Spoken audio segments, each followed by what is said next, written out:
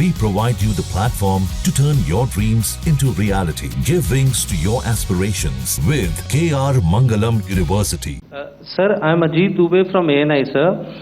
Sir, my question is that you talked about the loss of lives to the Pakistan army, that was around 35 to 40 kills secured by the Indian army. Sir, can you tell us what would be the total loss of life to the Pakistan army in both army and air force attacks, sir?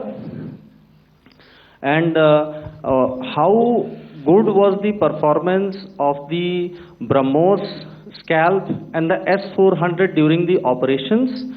And sir, since we have sir, just one no line, multiple sir. questions, please. Sir, all right. And since sir, we have achieved such a spectacular, we have made good achievements in this entire operation. Can we say that we have emerged victorious, or we have a big upper hand over the Pakistanis in this entire conflict? Thank you very much, sir. So I'll answer the question about the loss of lives on the other side. Of course, there are various means to ascertain that number. There is information from various agencies that come in. There are, of course, on the line of control, other ways to find out as to what has been the effect of what you are doing there in ceasefire violations. So therefore, I mentioned 35 to 40 on the line of control, and please remember that once Operation Sindoor was launched, the responses of the Pakistan Army were also on Indian Army or the Indian Armed Forces infrastructure. Let me put it that way. So that's why I did not cover casualties of the Pakistan Army, at least in the initial phases of battle, because those were not our targets. Our targets were terror-oriented, and of course later, once they launched air intrusions and air operations on our infrastructure, we've used heavier weapons, and of course there would have been casualties, but those are still being assessed. The effects of the weapons that you mentioned, I will request Air Marshal Bharti to apprise all of you about those. Good evening, Mr. Sujit. How are you? Ajit. Okay, we're meeting after some time. I never mentioned about any of the weapons that we used. Check. Okay. What I was saying, that I never mentioned of any of the weapons, the caliber that we used. All right. So we'll leave it at that. Those are matters of operational details which I would not like to go into. But suffice to say that whatever methods and whatever means we have chosen, it had the desired effects on the enemy targets. How many casualties? How many injuries? Well, to start with, our aim was not to inflict casualties, but in case there have been, it is for them to count. Our job is to hit the target, not to count the body bags.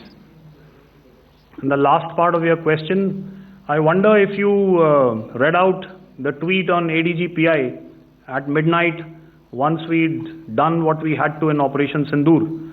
And that's credit to my friend here on the left. Justice has been served, Ajit. That is all that I will say. Ajit, I'll request you to, refrain putting words into his mouth. All right. Yeah, I'll come back to the left. 147. Sorry, 47. No, 47. Did I see it here or? Yeah. Good evening, gentlemen. Sorry, 147. I saw it there. Sorry. Yeah. Since I've already said 147. Start, please.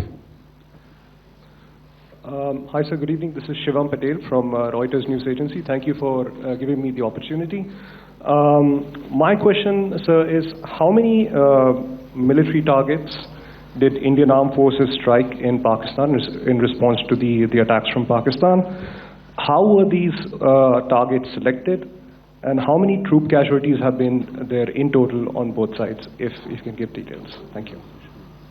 I'm sorry, where are you? I haven't Yeah, spotted his name. he's to the Yeah, right. okay. Can you just repeat that for me, please?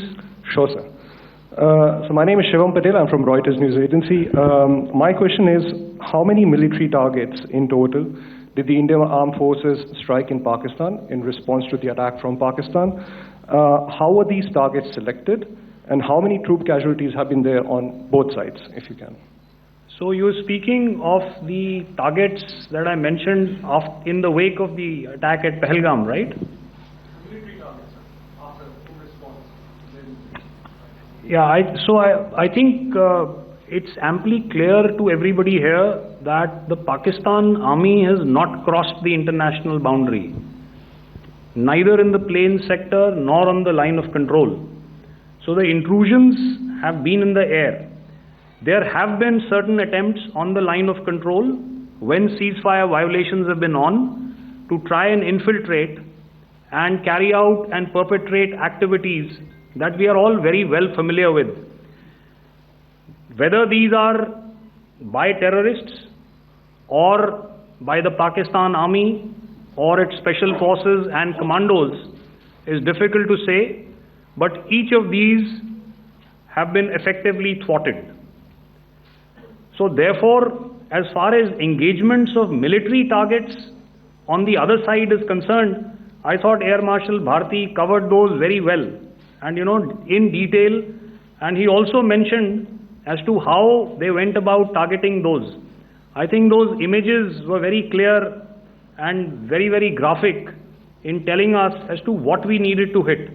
And you'll remember right at the outset I said that we even went into what was the construction in each of these locations and therefore decided on the vector that had to be utilized. Please.